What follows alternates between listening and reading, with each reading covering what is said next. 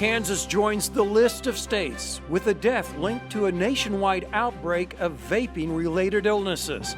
Plus, how in the world are you going to carry your groceries out of the store to your home, and in what kind of bags if Wichita joins the cities banning plastic bags? Also, Wichita's mayoral race heating up this week with both candidates accusing each other of lying during the first debate since the primary.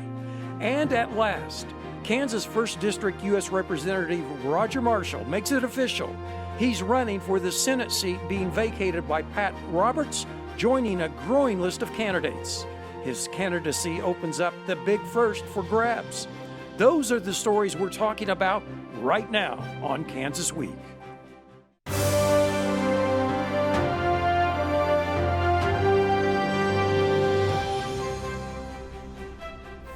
Well, hello everyone. I'm Chris Frank in for vacationing Pilar Pedraza, who will be back with us next week. Vaping, what some heralded as the way to help people kick the deadly habit of smoking cigarettes, now coming under greater scrutiny from health officials and regulators for having its own health hazards. Doctors here in Wichita, Kansas, warning us of the vaping dangers as more deaths are recorded across the nation, and now one death linked to vaping here in Kansas. KSN's Crystal Sherrill reports. You can't take this too seriously. Doctors and federal organizations are urging people to stop vaping. You just don't do it. The Kansas Department of Health says the person who died here in Kansas is over the age of 50 and was hospitalized with symptoms that progressed quickly. Similar instances have happened in at least 33 other states, with 450 possible cases of severe lung injury. I really hope and pray that we're not at the tip of the iceberg here, seeing all the bad things that can happen with vaping. This is something doctors and researchers at KU School of Medicine in Wichita have been looking into in recent years. And while they do believe vaping is safer than smoking cigarettes, they say that doesn't mean that vaping is safe. When e-cigarettes came into the market, it was just released, and FDA did not play a role when they got released. We still don't have any long-term data associated with it. It may take decades to know the true effects of vaping, but doctors say there are already clear consequences. It definitely affects the heart. It definitely affects the lungs. It constricts the arteries that feed the heart its blood flow. Doctors now urging parents to talk to their kids and asking adults to stop use altogether. And a tag to this story, health officials advising those who are vaping that if they're experiencing lung discomfort symptoms such as shortness of breath, fever, cough, vomiting and headache, dizziness and chest pains even, contact your physician immediately. Well, joining me on the desk this week to discuss this and more, we have a stellar panel of journalists. Starting on the far end, we have Bob Weeks with WichitaLiberty.org. Do I have that right? That's right. Mm-hmm. Here in the middle, Dion Leffler with the Wichita Eagle. And Stephen Bisaha with KMUW FM radio here in Wichita, as well as reporting for Kansas Public Service. Kansas News Service. Kansas News Service for the public radio stations here in Kansas. So let me ask all of you, do you see this, I know you've covered this, do you see this, Stephen, as the beginning of the issue, or is this one of these news stories that, you know, it's a flash in the pan once, big flash, but it goes away, or are we onto something that we're going to be hearing about for some time? I think it began years ago, and there just hasn't been much attention paid to it because there's been a lot of confusion about vaping. We've seen teen rates of vaping really just jump significant amounts year after year, and many schools, particularly because they're the ones where this is happening, they've been struggling to catch up with it. Part of it is that just these devices, they don't look like traditional cigarettes. There are some, you probably think of vaping, and we just had some pictures of vaping, a lot of big clouds of smoke.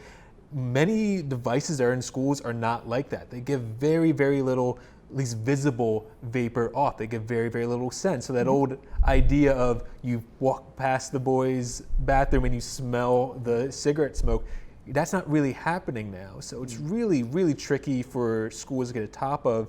on top of, and as we've seen traditional cigarette smoking really drop significantly for teens, we've seen vaping really pick up and replace that. Right. Well, one of the things I think about, historically in this country, when the Europeans came, they were introduced to tobacco products, and it became ingrained in our culture. No one investigated whether there are health concerns with it for 150 years later. Well, here we are with a relatively new product, and now there's the thought, maybe we ought to investigate further. What do you think about that? I mean, as far as the health hazards, because we're hearing about them. Well, what I'd like to do is I'd like to see a little bit more evidence, and I'd like to see a little bit more detail on what exactly is happening here, because there really are two markets of vaping. You can buy a USA manufactured vaping device and USA manufactured liquids to put in it, and then you could also buy some off-brand Chinese produced things that you don't know what's in them, and also there's like home brewed THC compounds that people are vaping with. So I'd kind of like to know really what factors are involved here as far as these deaths that have occurred, because it's indisputable that deaths have occurred. Right. But what were they using when that death occurred? Was it just an ordinary vaping device and vaping liquid, or was it some exotic thing that they'd made themselves? Well, even I think with the death in Kansas, we're finding out from the health department the person had other issues, and I think those are probably the same thing, issues with other people. But still, the thought that we're seeing a lot of deaths with this. Well, even what the president weighed in this week, and as well as Melania, that to ban the flavored products, because I guess the kids are really going after the flavored products. I'm just glad you didn't say the person in Kansas was old, because they said she was only about 50. So that's Right. good you didn't Right. say she was old. But the president's on it. He's going to have regulations, they say. So how does this balance from a public policy standpoint with this anti-regulation mantra that he has? And then I had to look and make sure this wasn't fake news, because someone quoted the president as saying, and children are coming home and saying, "Mom, I want to vape." Yeah. And I thought, no, I don't think that's the way that these things work. But yeah, it was on a transcript published by the White House that President Trump thinks kids are tempted by vaping and they're going to go home and ask for permission first. I've heard the clip, yeah. Yeah. Well, that reminds me, even this week, right? The Goddard School Board voted unanimously to sue the vaping industry, the makers of these e-cigarette products. Were you out there for that? I was there. What are their thoughts and reasonings for doing this? I mean, they're saying two main things. One is that it's this distraction in the classroom, which is, well, there's a lot of distractions from cell phones and everything else. To just this, they say their job is to protect kids, and this is making their job that much harder. It's really difficult to keep track of these products, and ultimately they feel without this lawsuit is probably not going to change much, but schools are really struggling to figure out what to do about these products, and they're thinking, well, at least this lawsuit shows that we're trying something. Right. Well, as for me, I don't foresee the smoke clearing on the concerns over vaping ending anytime soon. But before we can clear the smoky air on vaping, we need to move on to something else that touches anyone who ventures into a grocery store or many other of the retail outlets. We're talking about plastic bags. To some, they're a curse. To others, they were the answer to not chopping down trees in order to make brown paper bags. The Earth Institute of Columbia University says consumers have used trillions, yes, trillions, of plastic bags since their introduction in the 1960s. For the most part, those bags are sitting in landfills. But sadly, in too many cases, those bags, along with other waste, is being dumped into oceans, washing up on beaches, and plastic bags, we're told, are being consumed by fish and turtles in the seas and could be finding its way into our food. So, The Wichita City Council is being approached to ban the use of plastic bags at retail outlets locally. So, Diane Leffler, let me start with you because you reported on this week. Yes, I did. You were at the City Council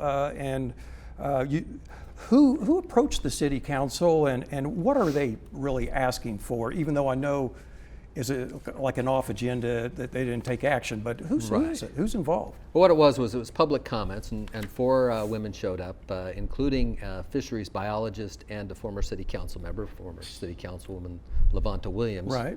And what they're asking for is that a task force be appointed with an eye toward coming up with a way to, well, they would like to ban the bags from stores, and that's not an uncommon thing. Several states have done it, and well, 2 states, I should say.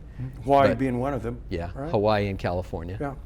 And over 400 cities Right. across the country have banned these bags. But it is a complicated thing. It's not quite as cut and dry. There are studies now that have shown that when they ban the plastic bags, there's a corresponding increase in the number of plastic trash bags that get purchased because people were throwing their trash out in these. So it's kind of, there's 2 sides to that issue that I'd like to see them explore. Well, that's just the reason why I mentioned in the lead-in. I thought this was a cure for not chopping down trees for brown paper bags, and you fix one thing, Right. and then something else pops up. I mean, I'm also wondering, for example, the fisheries scientist, the ecologist that was in your story, she was making the point that what happens sometimes these plastic bags that she used it in one quote, they fly out the window and they get into her streams and things like that. But I mean, I guess playing the devil's advocate, or what anybody might ask, is that, how big a problem is that? I mean, I know we take our trash, it goes to a landfill, and they're not the cleanest areas and things like that, but they get covered up. On the other hand, some countries aren't as good about that as our country is. And are we trying to fix a problem that's really an international problem by taking care of something locally? Well, I think as Diane mentioned, all these recycling decisions involve trade-offs, and recycling usually takes time and effort, to round up your bags, to rinse out your tuna cans or whatever. And we actually do a lot of recycling when it makes economic sense. I think almost all automobiles are recycled, and metals and cardboard. At the back of McDonald's you see a receptacle for cardboard, so they do that type of recycling. But it is really an emotional and heated issue. Just a couple things from Facebook. I saw remarks left to your story, Diane. One says, those cloth bags and reusable bags are germ carriers. Because, some people say, let's use the cloth bags instead, or woven polyethylene or whatever. But you have to use those quite a few times in order to reach over a break-even point. Several thousand times. Someone says, the cloth bags you can wash, so no germs. Okay, washing, that takes water, detergent, time, etc. Then someone says, the checkers at grocery stores tell me that the bags people bring in are just smelly and they're germ carrying. So someone says, okay, common sense says carry some hand sanitizer. Okay, so there's what does it cost to make hand sanitizer from corn or ethanol or whatever it is. Yeah. So trade-offs galore all the time. Trade-offs galore. And how many times have you gone to the grocery store and you thought you were going to pick up 1 or 2 items, and then all of a sudden you're picking up a lot of items? Well, do I bring 1 bag or do I bring 2 bags? How many bags do I bring if I'm bringing my own bag? So there's always that. And the other question I think everyone wants answered are, what are the alternatives to plastic bags?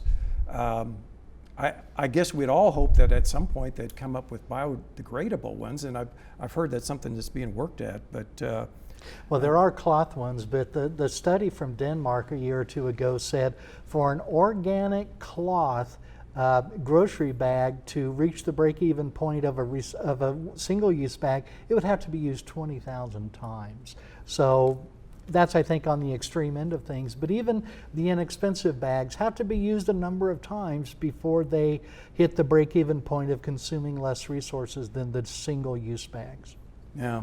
Well, I know that some stores have already banned them, whether Costco, Sam's. I go to Sam's and I managed to get out because I'm using a cart and then just put them in the trunk. But I mean, when you're going to a grocery store, a lot of times you're picking up small items that can be, yeah.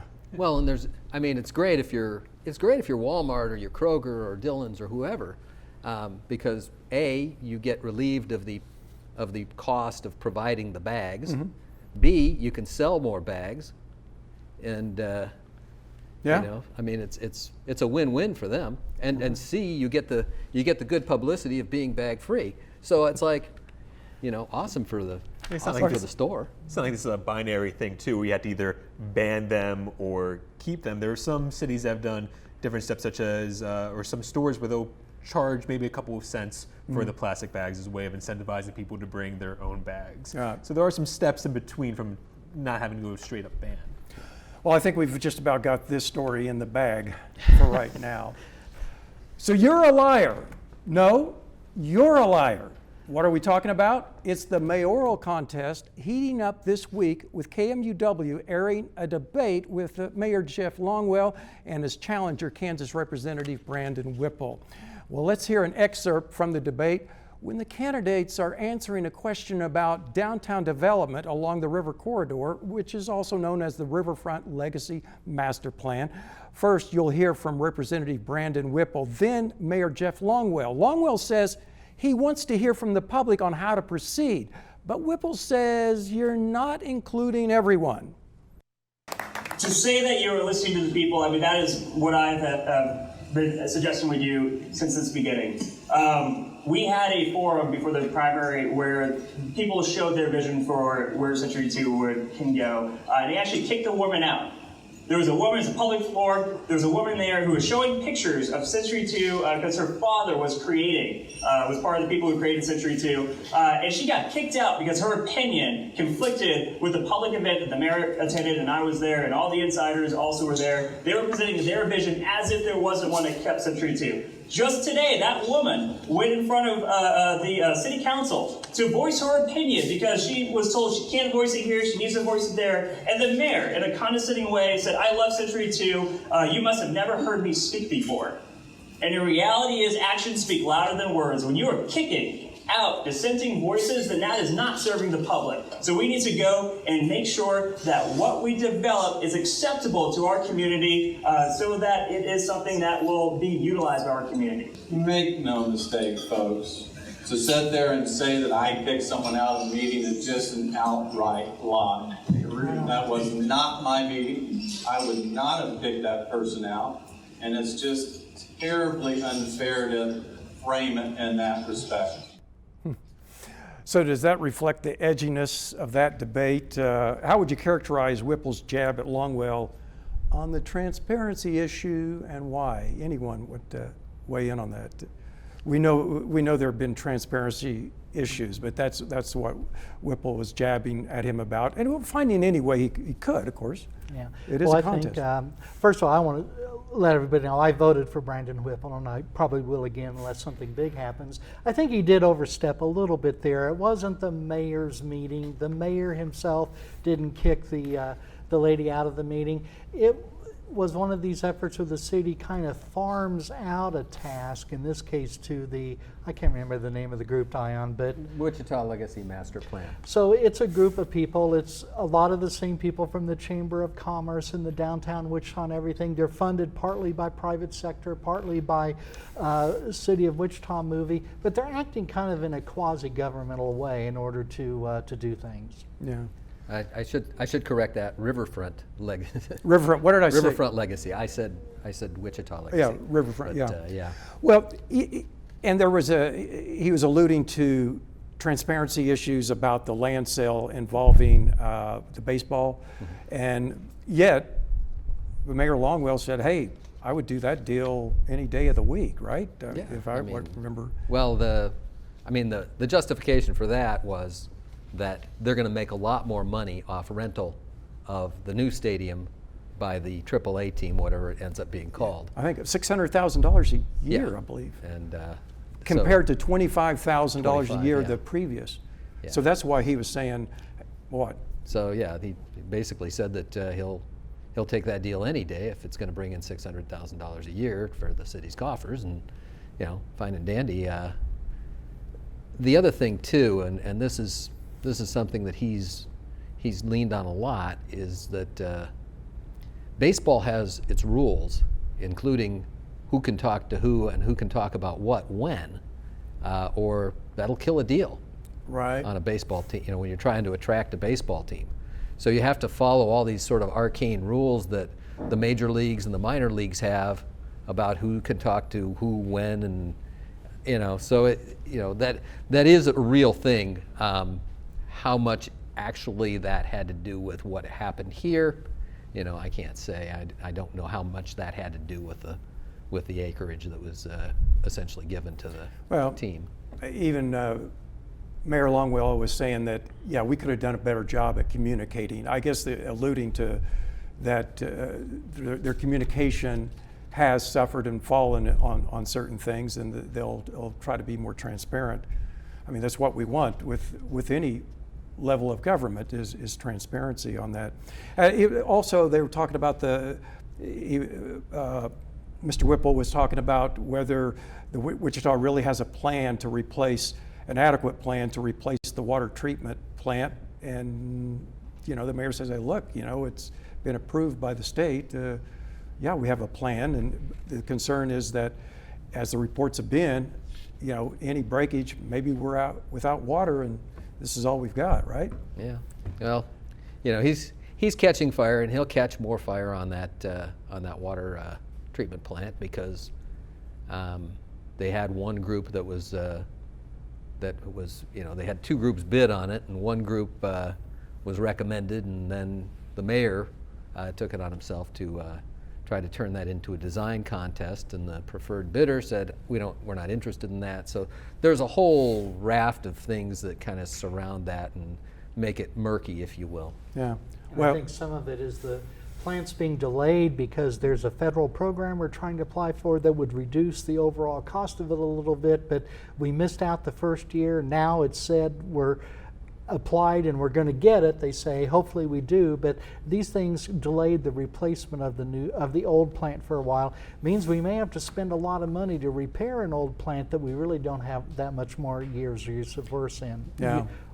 I think Wichitans have to keep their fingers crossed that everything keeps working until they get it replaced. So, and to be perfectly honest, the water tastes a whole lot better than it did when I moved here 20 years ago. Oh. So, I think it's that ozone treatment or something they added some years back. We used to joke that that's why they wanted a Bass Pro Shop, because the water tasted like Bass. Oh, well, we're a little bit over 7 weeks from the election. This will likely heat up before the ballots are cast. Speaking of elections, last week we talked about the prospect of Kansas 1st District U.S. Representative Roger Marshall, a Republican, running for the Senate seat that Pat Roberts will be retiring from. Well, Saturday, he made it official at the Kansas State Fair. KSN's Tiffany Lane reports. This is the greatest gathering of the greatest farmers and ranchers in the world. We're here today to celebrate. Congressman Roger Marshall announced his run for Senator Pat Roberts' seat Saturday, just a day after completing a tour of all 105 Kansas counties. The people of Kansas have solutions to the problems. Certainly there's some Main Street issues like the price of wheat, the cost of health care, a lack of people for the jobs we have. Those aren't the only issues on Marshall's radar. At Saturday's announcement, he talked about protecting the Second Amendment, building the wall to keep out illegal immigrants, and following Senator Roberts' fight for Kansas ranchers and farmers. And I promise I will do everything I can to get on that Senate Agriculture Committee and continue that tradition of writing strong farm bills that Senator Roberts has set. Marshall represents the Big First, the same district Roberts and former Senator Bob Dole represented before joining the Senate. We asked Marshall if that will be a benefit in his campaign. 40% of Kansas primary voters in the Republican Party live in the Big First District, and they get out and vote. Well, coming from the big first district doesn't hurt at all, you know. And speaking of which, that opens up the big first district for someone to replace Marshall. And maybe we shouldn't forget Mike Pompeo, Secretary of State. He keeps deflecting. I mean, he was in Kansas, you know, a week ago, and he keeps deflecting questions about whether or not he will get in the race. What do you guys think? I mean, after all, U.S. Senate seats don't come up very often. It's hard to imagine with John Bolton's departure that the administration's willing to let go of Mike Pompeo. With Marshall, he seems like, being the congressman for the big first, he feels like he could play it pretty safe. He can rest on his laurels, what he's already done. He's been a very staunch supporter of President Donald Trump in Congress. So I was at his announcement. It was very straightforward, kind of all your standard conservative Republican lines, which I don't think he needs to go that much further out. I think he's expecting history is going to bear out for him. Mm-hmm. Yeah, but again, I get back to the thought: if you don't take your chances now, speaking of, say, Mike Pompeo, when will you? Because you could go on and on. I mean, what do you think that there's still a chance that he'll eventually get into the primary? I think there is a chance. I think the Trump administration, secretarial positions especially, have been very volatile, and you know, he's one annoy the president away from, you know, being the next one. What? You're saying there's not job security there? You know? What? I haven't heard about that. But you know, but I mean, they move. You know, there's been some turnover there, right? And you know, and this is, I mean, Mike Pompeo has the luxury that no other candidate has, that he can step into this race at any point, and probably win. And so we'll have to be watching for that, because this thing, I mean, we still got some time on that. But we know we haven't exhausted these subjects, but this is all the time that we have. And we want to give thanks to our panelists, Dion, Bob, and Stephen, for joining us. And we'll also thank our news partners, the Wichita Eagle, KMUW-FM, and KSN News, for sharing their materials with us. We hope you've enjoyed the discussions. We're happy to hear from you and your thoughts on today's topics and future ideas for the shows. Just email us at kansasweek@kpts.org. For now, have a great week.